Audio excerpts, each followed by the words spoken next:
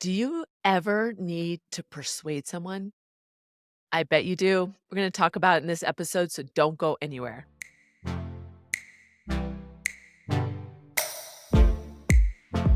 Hey, welcome. I'm Susie. I'm so glad you made the choice to be here today. I'm going to talk about persuasion. And this topic is intimidating. And persuasion and negotiation are sisters. They really are. Persuasion is something that we need to do on a regular basis. And it is something that can feel manipulative because we believe we're trying to get somebody to think like us. And there's a lot of factors to it. The reason I say it's an art is because it truly is. Every situation's different, every person's different.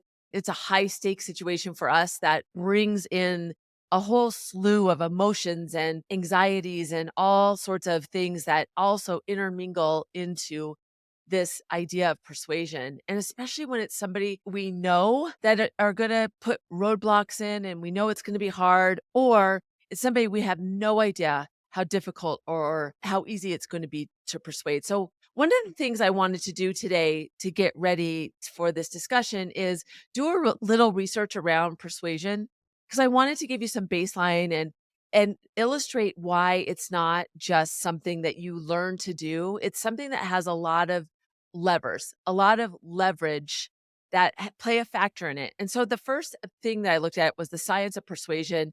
Robert Cialdini, I've read his books. He does a lot around influence. He's really great. I'll put his name in the show notes so that you can look him up. But he identifies the 6 principles of persuasion. One is reciprocity, and that means people are more likely to do something for you if you've done something for them. So think about that when you go into a situation where you need to persuade. What kind of equity have you built with this person? Consistency and commitment. People are more likely to stick to agreements that they've agreed to at the beginning. And actually, in influence, they say that people are 5 times more likely to be all in if they feel a part of the process. So get the buy in along the way. Don't go in with a laminated idea and this is what I need you to agree to. Show them your messy work. Say, this is what I want to talk about. What ideas do you have to bring to this? That will allow them to feel a part of it. The third principle is social proof. People like to do things that people have already agreed to. And some of the research around this was in neighborhoods when they showed people how many people have already voted, they're more likely to vote if that the majority of the people have already voted. So they want to be a part of the group. So thinking about who already has buy-in, who can you say, "Hey, listen, I've already talked to this person. I just want to get your thoughts on this as well. You two are really important stakeholders in this." So thinking about that social proof. Authority, people tend to do things that lead to credibility or making their expertise. So how can you boost that factor in your persuasion? And then likability is another principle.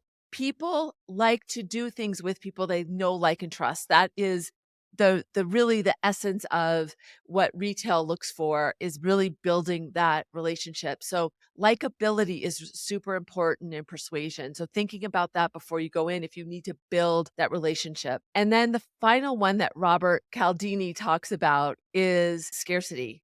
That people fear missing out on something they want to be a part of. They wanna know that they can put their kind of thumbprint on it as well if everybody else is in it, and they don't wanna miss out. So it's just interesting for me to rekindle these ideas of what is important to other people? What are these principles, and how do they play a factor in when we're persuading somebody else? And this can be in our day-to-day when we're working with a peer and we have to get their buy-in and help by putting some resources toward a project. We want to go to this restaurant or drive further or go eat somewhere where we know the other person isn't completely keen on that. What are these factors in our day-to-day life that we need to persuade?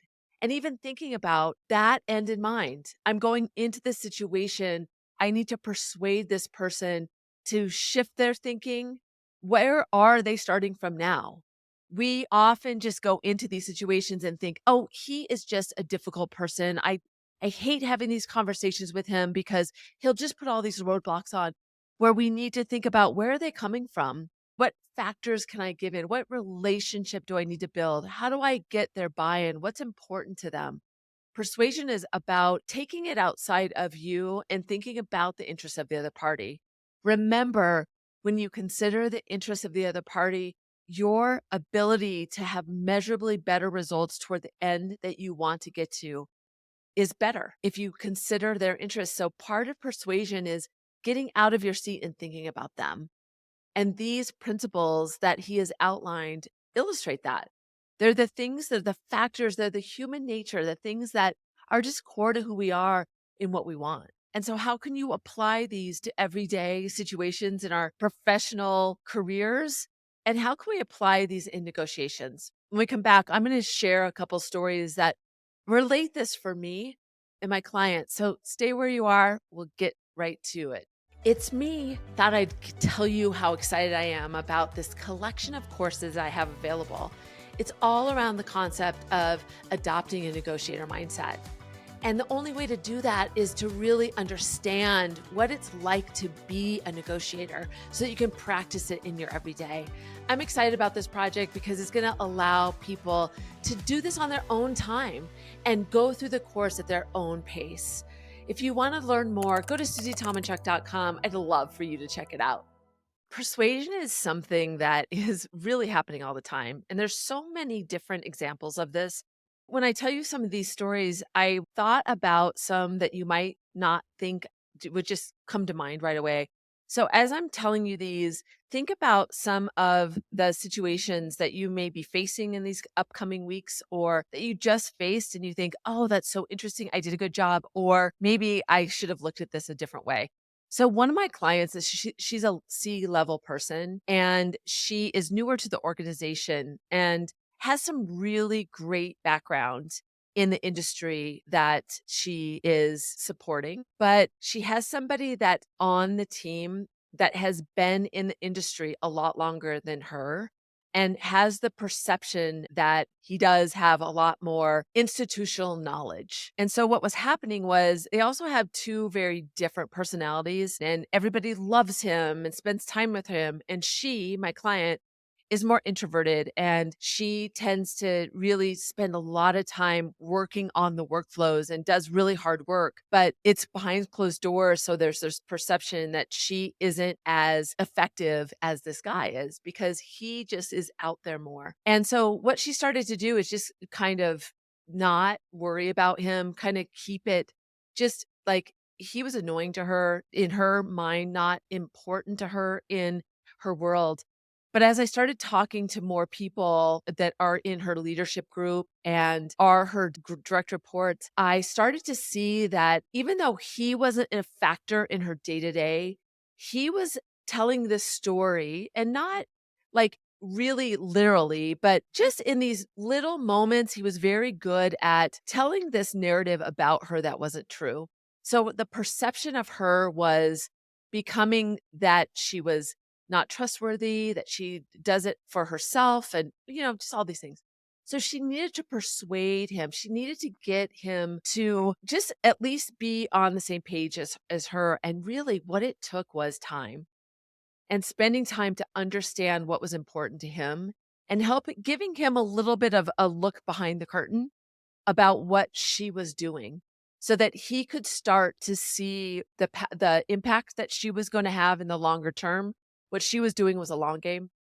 What he was doing was a shorter game, and his game was to make her look bad because he felt like that would make him look good. And so in this case, she knew she needed to persuade him to stop being such a negative factor in highlighting this perception of her that wasn't true. So she spent more time with him, and we actually had to think about how she was going to do that to make it not like she was cowering to him, but to show the benefit that she had. And so it took an investment in time.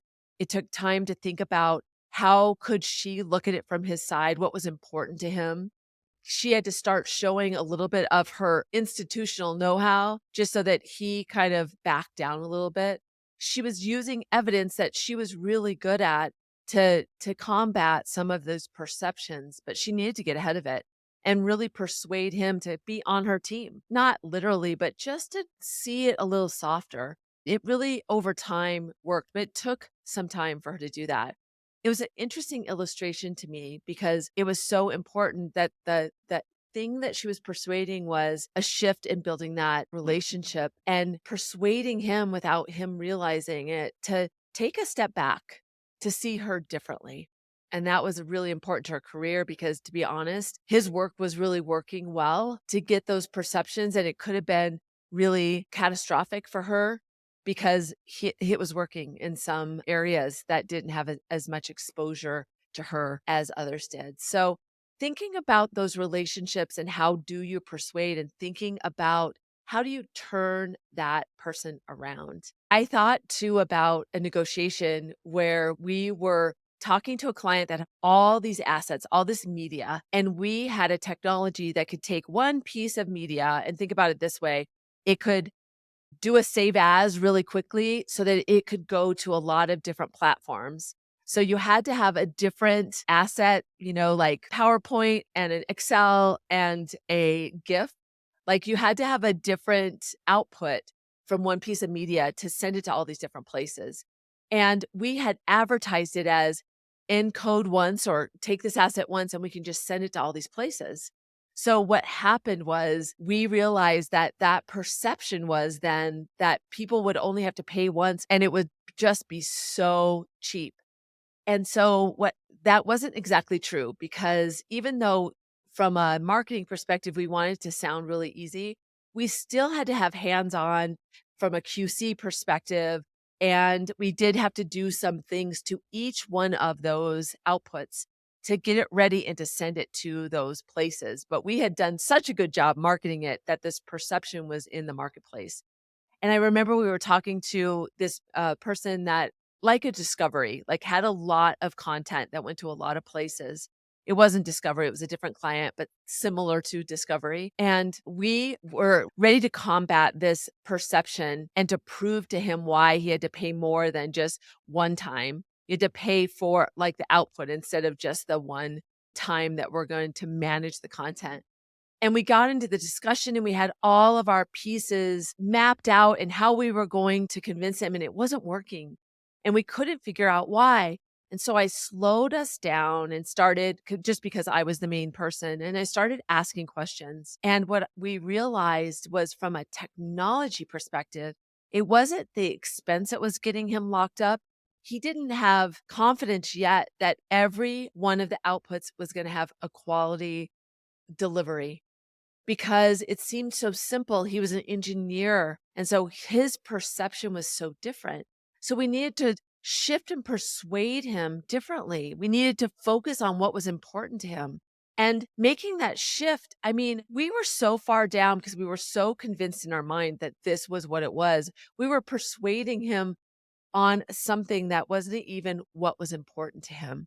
So once we locked in to what was important to him, understanding how we need to move through. So I said, oh, goodness, since I had a good relationship, when we think about those principles, I said to him, oh, I missed it. I thought you were really focused on this. Let's shift and talk about the quality output. That's what's really important to you. And because I had the relationship, he felt he was able to move into the dialogue and understood why we had missed it so much and we pivoted into this discussion. So he was able to stay with us. We didn't lose a lot of credibility because I leveraged the fact that I had the relationship with him. Had I not, in that same discussion with somebody that we were talking and so focused in one area, we would not have persuaded him to go with us because he would not have felt like we understood him. And so shifting that and thinking about what evidence you have to help them understand or make your case or persuade them. Those principles are really, really helpful factors to consider in persuasion. And it really breaks it down because those are all factors. And it's not just having the strongest argument, it's considering all of the lever points. What's important to the other party? What's important to you? What are you articulating?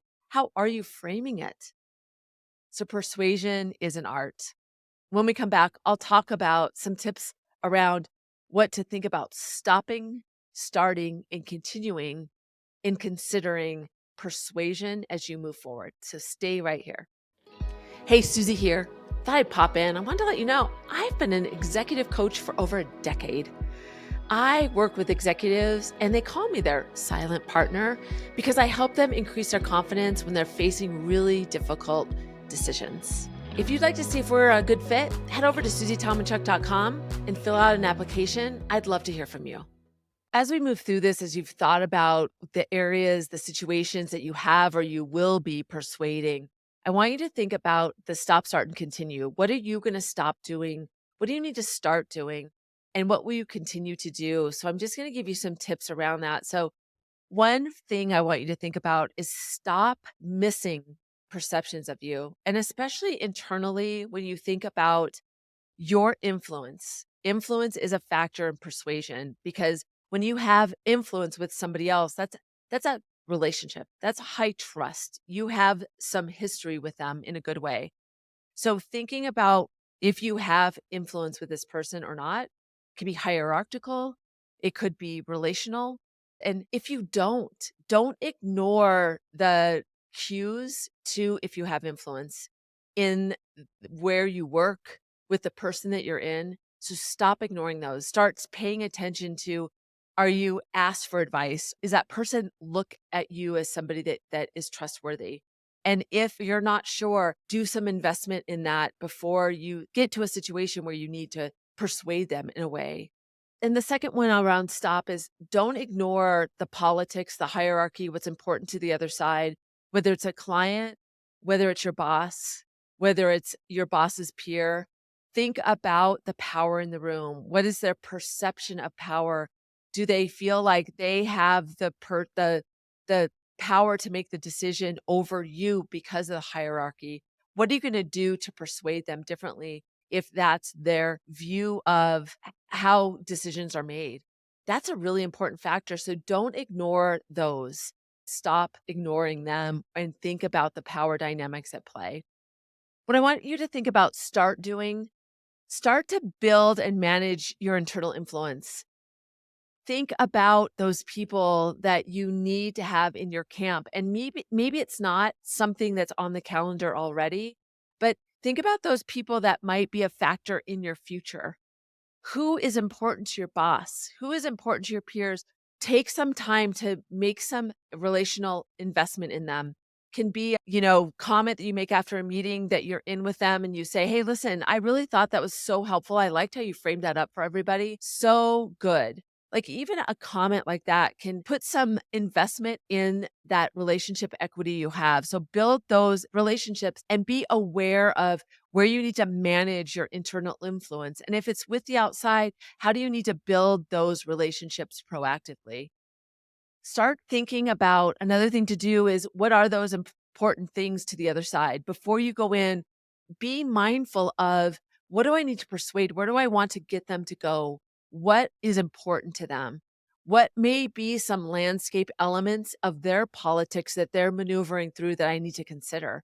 So start to look at it from a lot of, even if you're spending a little bit of time right before, just to brainstorm, that can be really helpful to identify in that moment.